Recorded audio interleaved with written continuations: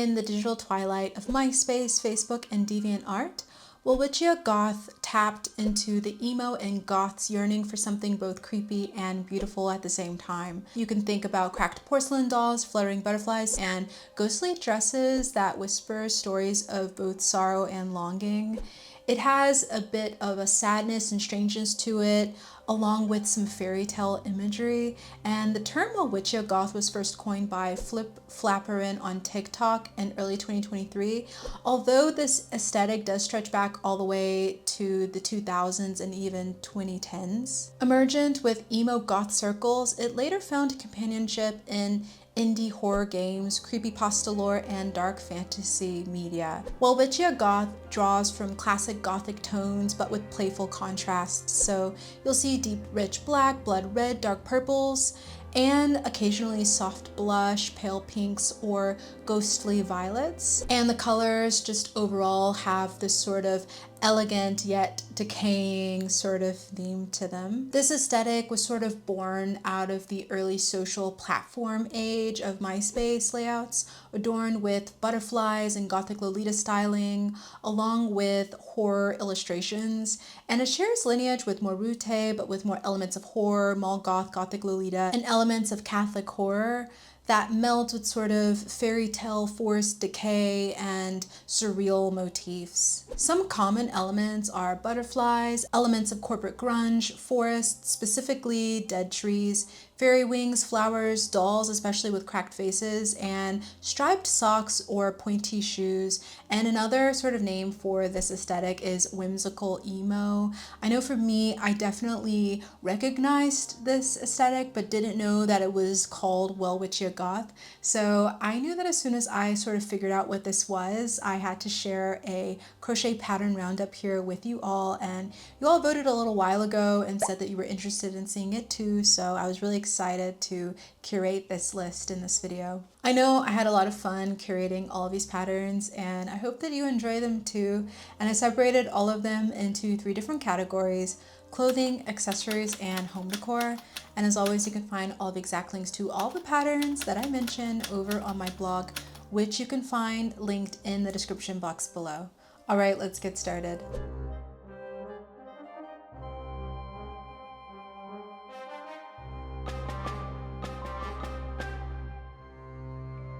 First is the spiderweb sweater by me. With Halloween around the corner, this is a perfect make, and it's such a great distressed piece for layering with and adding a spooky flair to your ensemble. It's worked with fingering weight yarn and is beginner friendly, but does require a bit of counting. It only requires basic stitches to make, so it's definitely great for a confident beginner. And it's definitely a statement piece for sure, and this is available as a paid pattern over on my website, as well as a video tutorial here on my channel. Or you can make the Nightfall top by Heidi Kneeling. This gorgeous wing top is great if you want to go for a bat wing or dragon wing look. And if you create it with the Welwitschia palette, it would be perfect for this aesthetic.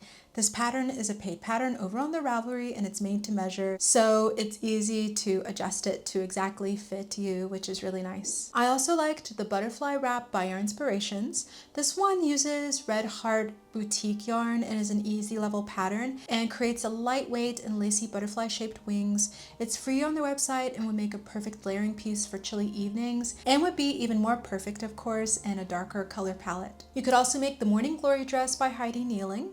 This one is a paid pattern on their Ravelry and is made to measure and is rated intermediate, but also is great for a confident beginner as it doesn't have any sewing, which is really nice. I also thought this piece would be perfect for layering with, and it's also perfect in that black color. The Tributary top by Heidi Kneeling is a great piece to make as well, and this one includes 4 different body versions and 3 strap options, and it's also made to measure, so there are so many different possibilities with this one.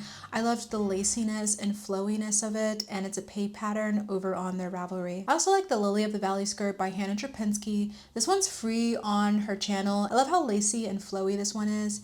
It's a great piece for layering with as well, and it's a beginner friendly piece. And this one also is a video tutorial and has a lot of instructions on how to adjust the size to fit you, so it's made to measure. There's also the shimmer skirt by Yarnspirations, and this piece is free on their website.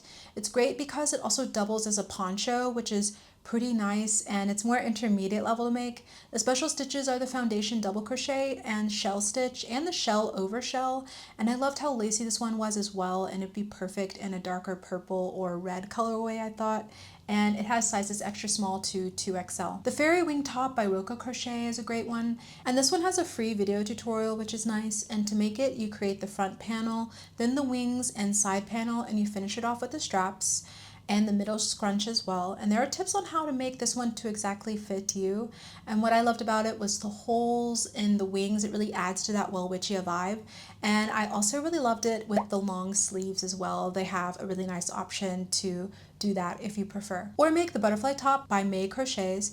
This one's a free pattern over on their website, and it uses Lion brand Pima cotton. It has that lovely airy and feminine feel to it. It's also beginner friendly, and I love the open work stitching with this one. It would be perfect for warmer weather or festival season.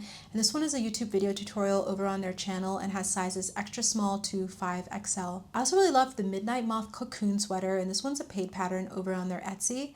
It has sizes small to 5XL and is also perfect to layer with in cooler weather and perfect for a spooky season right around the corner.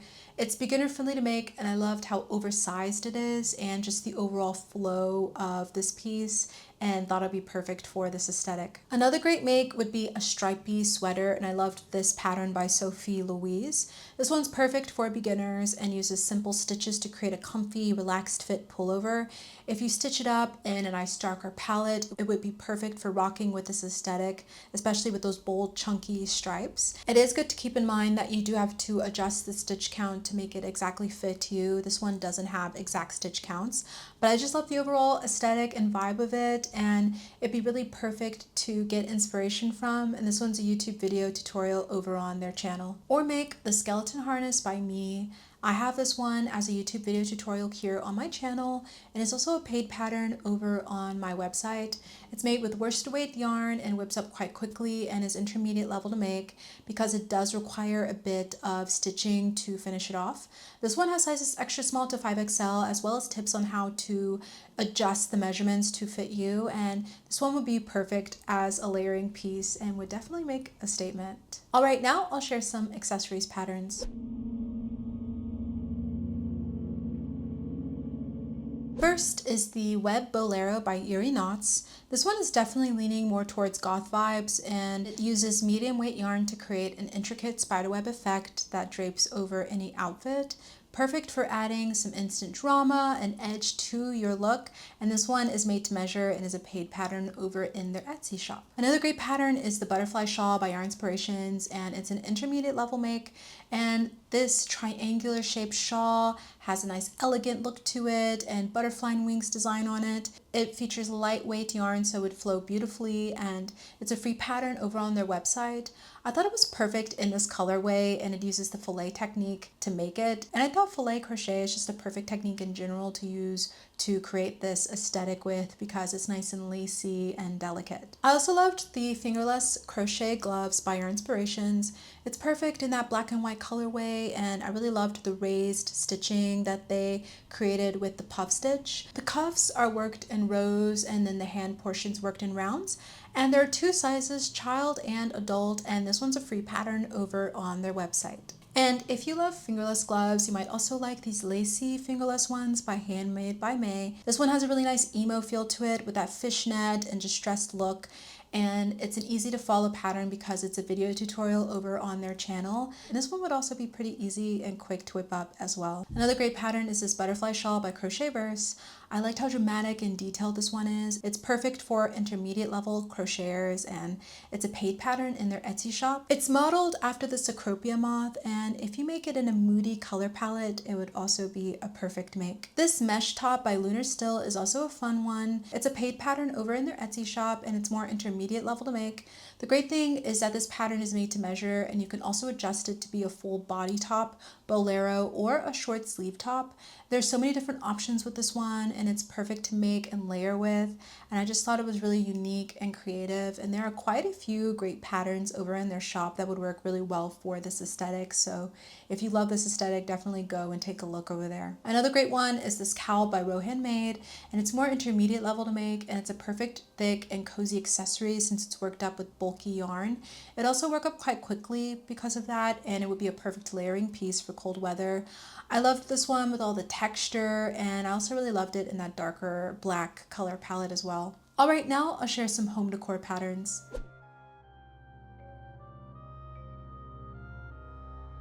First is the whimsical Luna Moth Corner to Corner by Stardust Gold Crochet, and this lovely corner to corner captures a really nice otherworldly vibe and fits well into this aesthetic. And you do have to be comfortable with working with a color chart since it does use the corner to corner technique. I thought this one would be really perfect in a moody colorway, and it also could be used as a wall hanging or pillowcase, and it's a free pattern over on their blog. Or make the skeleton doll by A Crafty Concept. It's more intermediate level because you do have to follow a chart, and there's a bit of color changing, but there's also a helpful video tutorial if you're more visual. I thought this one was really creative and actually uses puff paint to paint on the bones on the arms and legs. Of course, if you don't want to use puff paint, you can also embroider them on, and this one's a free pattern over on their blog as well. Another great one is this 12-point star tablecloth by Peaches and Crafts. This one's a perfect make in this colorway, and it measures 32 inches from tip to tip. It's worked in the round and a paid pattern in their Etsy, and it would be perfect for making and displaying on a mantle or even on an altar and putting some nice crystals and candles on it. I also liked this Lily of the Valley by Miss Crowlette. It measures 11.5 centimeters or 4.5 inches if you use the same weight yarn as they did from the pattern. So it's cute and small. It includes a lot of photos and a video tutorial, and it's a paid pattern over in their Etsy. And I thought this one was really perfect and whimsical yet spooky at the same time, so it would be really perfect for Halloween vibes as well. I also liked these Brainy Skull Coasters by Fanny Toys. This one is really whimsical, and especially with that gold tooth detail, it's perfect for adding a little whimsy to your coffee table. It's intermediate level to make, and it's a perfect pattern for Halloween or for spooky vibes all year round, and this one's a paid pattern over on their Etsy. The Insect Tapestries by Peach Puff Patterns is also another great make, and it includes graph patterns as well as written instructions for 4 different tapestries: a moth, dragonfly, mantis, and spider.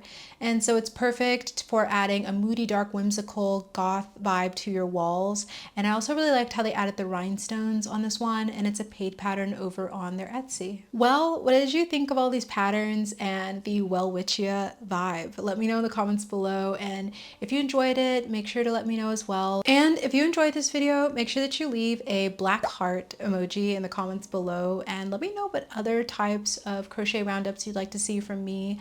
I have a few more kind of spookier ones planned with Halloween being around the corner, and I know a lot of you celebrate Halloween all year round, which I'm totally here for.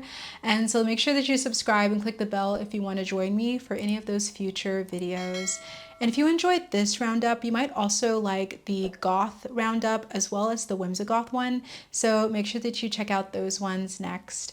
Well, thank you for watching, and I hope you'll join me in the next one.